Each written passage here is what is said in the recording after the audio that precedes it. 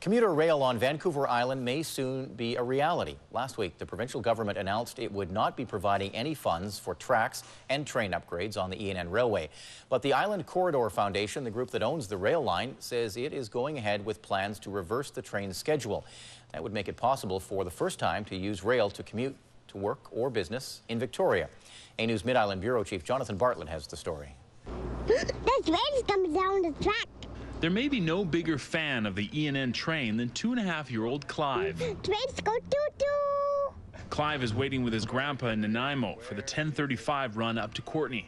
We're just going up to Courtenay. This is a vacation little trip. Yeah. Taking the grandson who likes railways. Let's face it, most people who use the ENN rail line between Courtenay and Victoria are tourists or locals on an excursion, not the average commuter or business traveler. But that could all change very soon. The owners of the ENN, the Island Corridor Foundation, want to reverse the schedule and make Nanaimo the rail hub. To move the terminus from Victoria to Nanaimo and run an early morning southerly train. And that's the highest #1 priority that we're looking to achieve. The schedule reversal would see 2 trains daily out of Nanaimo, the first leaving at 6 o'clock to Victoria, then turning around and coming back to Courtenay. The second train would leave Nanaimo, shuttle people between Victoria and the western communities. Via Rail would need to supply additional cars, and for Cowichan Valley residents who work in Esquimalt to use rail to get into work. It could all happen as early as next spring.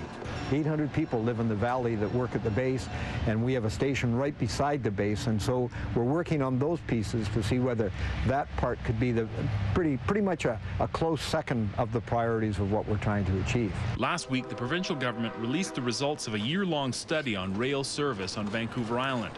It basically said not enough people use the train to justify spending between $40 and $216 million on upgrades. You're not going to find any funding agency, whether it's governments or banks or private funds, that are going to put substantive dollars into an operation without knowing where this thing, the state of where it's at and where it's going.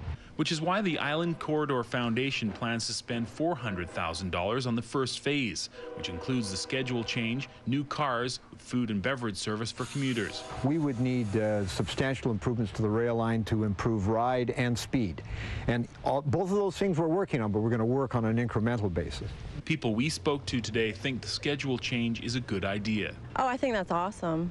Really, it gives you the whole day in Victoria, so the earlier you leave here, the more time you have down there to spend. Gas prices are going to keep going up and stuff, and you got to get the infrastructure in place to create alternatives to cars. In Nanaimo, Jonathan Bartlett, A News.